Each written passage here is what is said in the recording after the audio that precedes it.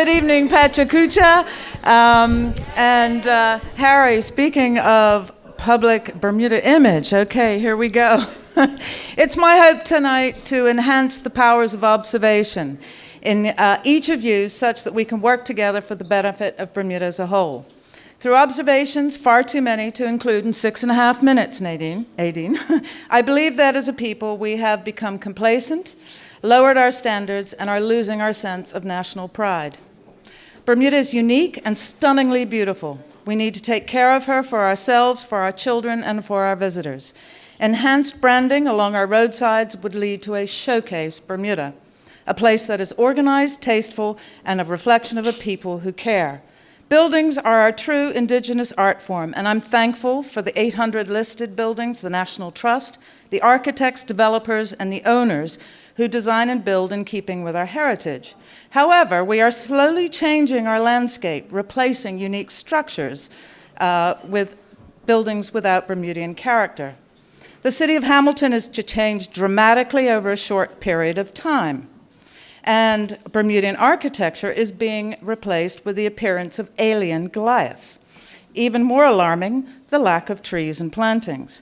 Dry stack walls represent authentic Bermudian heritage and are rapidly being replaced by concrete block. There's no need to over-engineer a railing. It's more effective to create pleasing and use traditional materials in all styles of roadside barriers. On Front Street alone, I counted 7 different styles of street lamps. I have no doubt we all agree the time has come to put our wires underground. But will we replace lamps with an island brand that serves safety and pleasing aesthetics as we travel along our routes? Trash bins across the island tell a similar story, with no continuity in style or placement. The city of Hamilton has sufficient bins, all matching with the city's motto, but where are the blue recycling bins? It's time for Bermuda to get a grip on the trash issue and make it easy for people to be environmentally responsible. Have you noticed the variety of bus stops? Unfamiliar booths are creeping in and are unbearable in summer heat. I can stand in a bus shelter and learn that G4 is the package I should buy and where the spot restaurant is, but I have no way of knowing where I am or how many destinations or stops there are before I get to my destination. Our wayfinding system needs to address hierarchy and design schemes that help the user whilst remaining pleasing to the eye. National park signs are beautiful, but do the red words stand out? And can you believe there is no sign telling visitors where to turn off to the lighthouse? We must plan wayfinding systems as though we are strangers to our island. What messages are we sending? During a quick count from Harmony Hall to Barnes Corner, some 200 signs overwhelmed me with commands, alerts, and in some cases, very poor choice of words. Wouldn't it be nice to have 1 or 2 positive signs to inspire and intrigue? Have you noticed the South Shore vistas lately? The one at Warwick Long Bay offers a view through Mexican pepper trees. And further along our Golden Mile, we can barely see our legendary Horseshoe Bay Beach and Jobson's Cove through Pepper's, Cow Cane, and Casuarina stands that are consuming an otherwise spectacular view. Stripping roadsides and spraying herbicides is labor-intensive, costly, toxic, leads to erosion, further invasion by an alien species, and simply looks ugly. Nothing should be stripped without a low-maintenance scheme that offers a palette of color, buffers for privacy and sound, ecological enrichment, and complements the landscape. Imagine a Bermuda with roundabouts and triangles that boast the talents of teams who take great pride in their beautiful creations. A Bermuda where roadside verges are transformed into magical blankets of Bermudiana, freesias, and other flowering plants, all providing coordinated seasonal change of color and require little maintenance. Yes, efforts to beautify are far surpassed by ever-increasing piles of debris tipped into backyards and roadsides and verges, and our roads are lined with litter despite the endless efforts of KBB to keep up with our disgusting behaviors.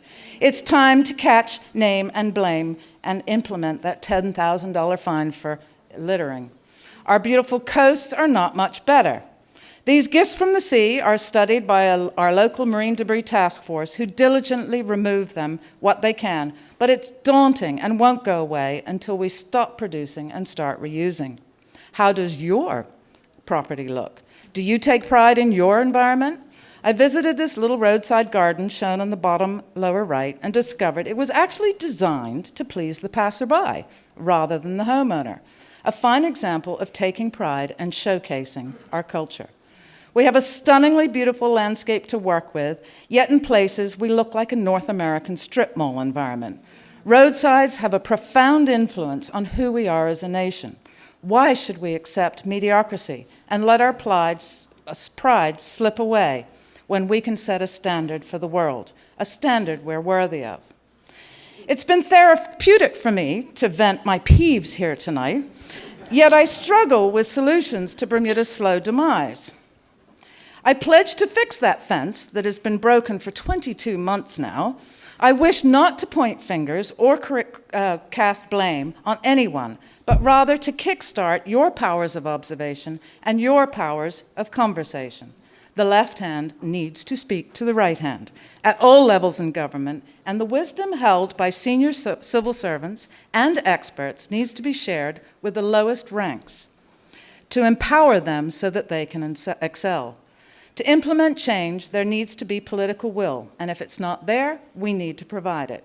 As individuals, we can speak loudly, powerfully, write letters, influence decision makers, and generate media. We can lend a hand to fix a problem, share knowledge, and look inwardly to ensure we lead by example and generate amplified a sense of pride. We can all help to be the change we wish to see. So let's get to it, Bermuda.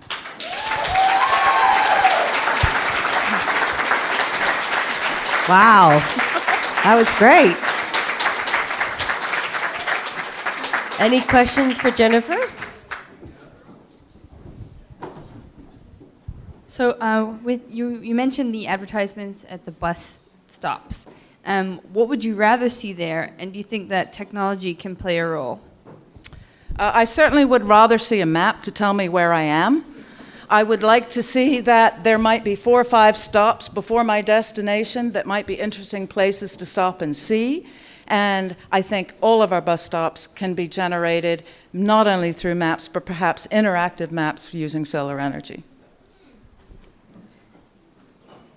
Any more questions?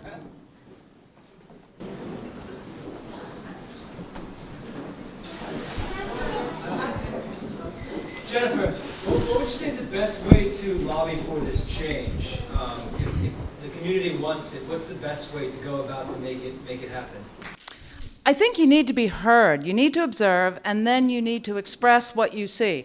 I go back to Chris Famous and the Facebook. It's a wonderful place for a conversation, and our politicians are watching Facebook, by the way. They don't seem to listen.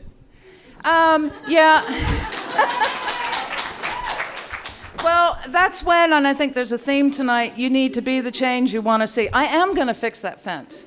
I've looked at it for 22 months, and I'm going to fix it. So we can't always wait for our politicians to have the answers, let alone the money to do it.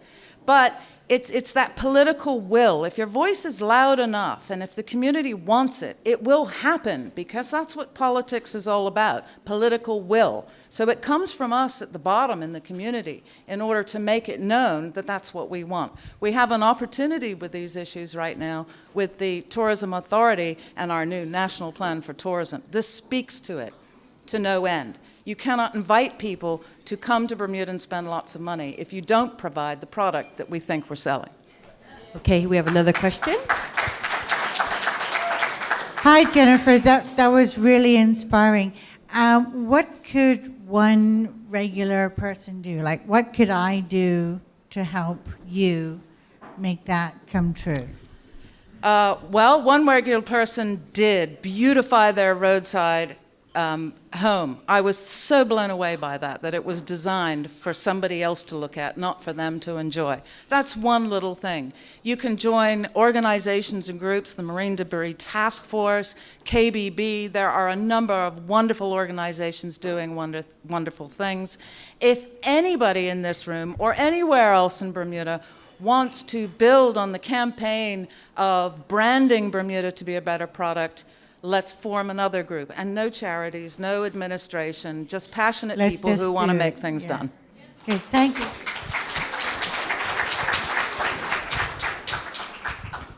How do we get that $10,000 fine on those people that are throwing trash You out? know what? That's a really, really good question. I know Ann Hyde is in the audience tonight, and I have long said that legislation needs to be changed because I understand you have to have a witness. I have never, ever heard of anybody being fined $10,000, but you let one person be fined and put them in the newspaper, I guarantee you behaviors will change.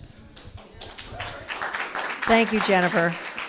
Yeah, hi everyone. I'm Ann Hyde from Keep Bermuda Beautiful. And I'm not doing a Pecha Kucha. I've been practicing all day, darn it. Pick a pickle pepper. Where are you? Okay. Yeah, thanks. No, absolutely. We are, it's very slow. We are kicking with a velvet shoe on the people who do get caught. We're working with police right now on a prosecution in St. George's. And we're just, it's just really slow going. I would love to see it move along faster because you're absolutely right. If we could get that on the front page of the paper, it would change behavior. We really need to see that. I also have to say, be a good citizen. If you see the behavior, open your mouth and say you don't like it. I did that. I stopped somebody one day where tissues were coming out of their car. It turns out it was a child throwing a box of Kleenex out. But I took that step to say, this isn't acceptable, let's not do it. My first experience with Pecha Kucha, my first presentation, it's actually an absolutely awesome environment. I have learned so much through this experience, mostly that I have way too much to say and not enough time to say it in. And it's a really, really great environment. I encourage everybody to get involved and be a part of change in this world. This is awesome. I will definitely come back and do another presentation, perhaps a different subject, and the next time with better timing and no notes.